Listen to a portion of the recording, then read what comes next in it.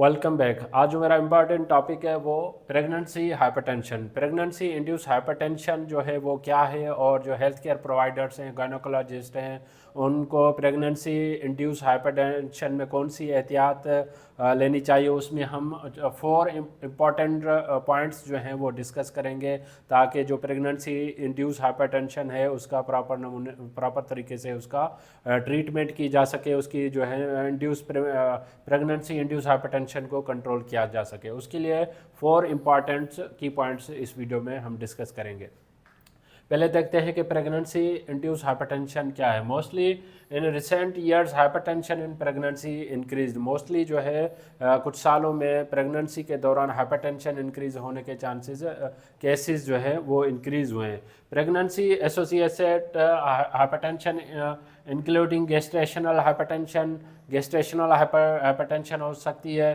Pre इक्लिम्शिया एक condition है जिसमें पेशेंट को जो है हेडेक या उसको सांस लेने में तकलीफ होगी, जिसकी वजह से सीजर्स होने के चांसेस होते हैं, जिसकी वजह से अनकंट्रोल्ड ब्लड प्रेशर होने के चांसेस होता है, जिसमें मदर और बेबीज़ के लिए वो डेंजरस होता है। अब देखते हैं कि 4 इम्पॉर्टेंट की पॉइंट्स कौन सी हैं जिसमें गायनोकोलॉजिस्ट को जो है ध्यान रखना चाहिए, जिसमें प्रेगनेंसी इंड्यूस हाइपरटेंशन हो जाए। नंबर 1 पे है at lower target blood pressure is safe and better for mom and baby. Health care providers हैं या जो गायनोकोलॉजिस्ट हैं, उनके ये होना चाहिए कि ड्यूरिंग अगर पेशेंट के प्रेगनेंसी है तो उसमें ब्लड प्रेशर जो है वो मिनिमम और सेफ रेंज में होना चाहिए। अब देखते हैं कि क्रोनिक हाइपरटेंशन जो प्रेगनेंसी जो है, क्रोनिक हाइपरटेंशन एक तो नॉर्मल हाइपरटेंशन होता है, उसमें हम क्रोनिक 160/110 कंसिडर करते हैं, लेकिन प्रेगनेंसी में जो क्रोनिक ब्लड प्रेशर कंसिडर किया जाता है 140/90 mmHg। 140 सिस्टोलिक रेट है, 90/mmHg डायसिस्टोलिक हार्ट का रेट है। ये जो है क्रोनिक रेंज कंसीडर की जाती है। रिसेंटली स्टडी से ये साबित हुआ है कि जो क्रोनिक प्रेगनेंसी इंड्यूस हाइपरटेंशन कहलाता है 140/90।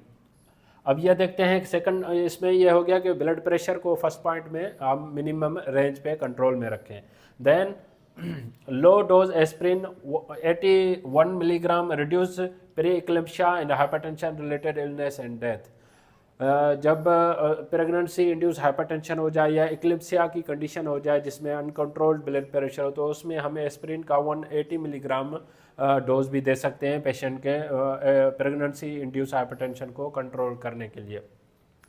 उसके बाद जो है थर्ड की पॉइंट्स हेल्थ केयर प्रोवाइडर्स को या गायनोकोलॉजिस्ट को क्या जहन में रखनी चाहिए, उसके लिए AC inhibitor angiotensin converting enzyme and angiotensin receptor blockers जो है, ये 2 एंटी हाइपरटेंसिव ड्रग की कैटेगरीज हैं, should not be used during pregnancy. Pregnancy में जो है एसी इनहिबिटर एंड आर्ब्स जो है फैमिली एंटी हाइपरटेंसिव ड्रग्स की, वो यूज़ नहीं होती है। अगर वो यूज़ किया जाए बाय मिस्टेक, अगर डॉक्टर कोई एडवाइस कर देते हैं, तो इसमें टेरिटोजेनिक इफेक्ट होने के चांसेस हैं। बेबीज़ में जो है एबनॉर्मलिटीज़ होने के चांसेस होते हैं अगर ये doctor wrong anti hypertensive drugs prescribe कर लें। इसके लिए क्या है कि सेफ़ ड्रग्स कौन सी हैं, एंटीबायोटिक एंटी हाइपरटेंसिव ड्रग्स कौन सी हैं ड्यूरिंग प्रेगनेंसी, उसमें लेबिटेलोल है, नेफेटेपिन है एंड मिथाइल डोपा, ये first line of choice drugs में एंटी हाइपरटेंसिव कहलाती हैं। देन सेकंड लाइन में